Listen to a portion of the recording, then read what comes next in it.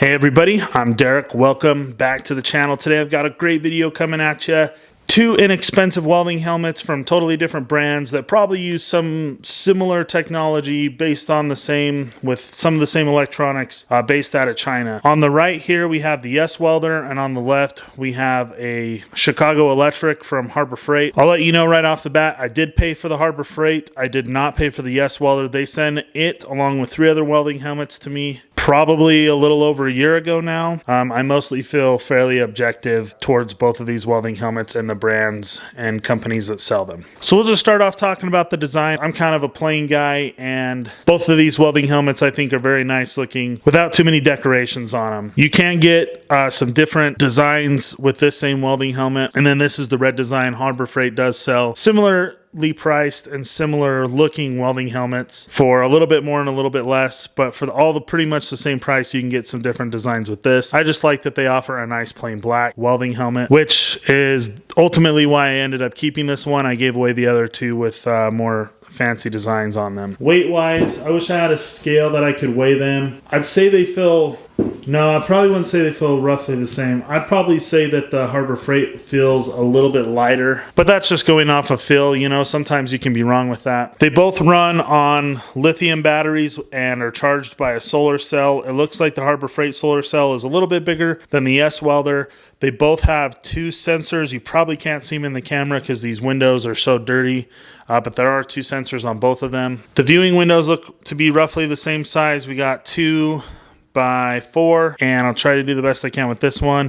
It looks pretty much the same, 4 and 2. So both of these viewing windows are 2 by 4 inches. I have had both of these welding helmets for over a year. I think I've already mentioned that. And quality-wise, they both held up just fine in terms of durability. Not quality, but durability. So now I'm going to talk about the switches themselves and the auto-darkening electronics. They both have these switches that look like they probably were manufactured in the same factory. They are a little bit different. The YesWelder welding helmet goes from 9 to 13, and the Harbor Freight also goes 9 to 13, except that it has a grind mode, which is one thing I do like better about this welding helmet. So far, I'd say that between the two of them, in my personal opinion, they're neck and neck in terms of everything I've discussed so far, but the grind mode does put the Harbor Freight a little bit ahead in terms of how much I like it over the YesWelder. They both have these plastic tensioning screws and bolts here to hold the headgear to the helmet. We'll talk about the headgear real quick. I'd kind of have a hard time saying which one I really think is better, but I want to say that I think that the YesWelder's headgear is a little bit more comfortable. The little foam cloth pads on the front of them are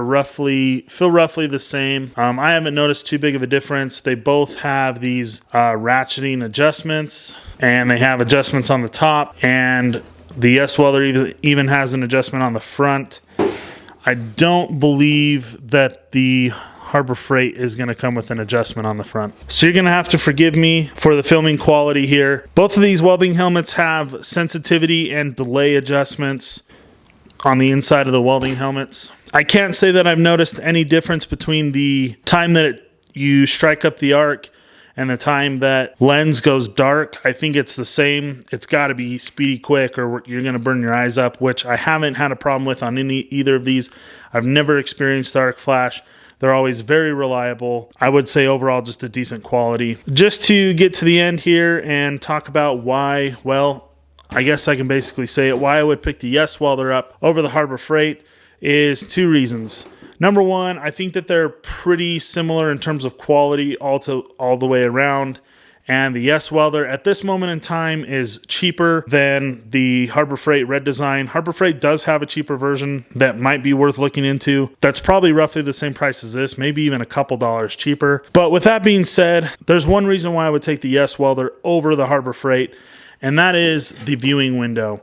I really wish that I could demonstrate this on camera. There's just no way I would be able to. YesWelder has some kind of technology called like true color technology, something like that, that they put into their auto darkening lens. It's definitely not true. Everything is a little bit blue, but I have to say it is a significantly more clear, more true to what you see with your own eyes, color and image coming through that auto darkening lens than the Harbor Freight. The Harbor Freight's is really green and just kind of unpleasant to look through and not perfectly clear. So with that being said, yes, I would pick up the YesWelder, but I would not hesitate to pick up the Harbor Freight. If you're interested in either of them, one thing to note would be the warranties. I don't know what kind of warranty YesWelder is putting out on their welding helmets, and I'll look it up and I'll add it in the edit. But with the Harbor Freight, you're going to get 90 days unless you purchase an extended warranty. I know that within that 90 days, Harbor Freight is going to honor the warranty here. YesWelder, I can't really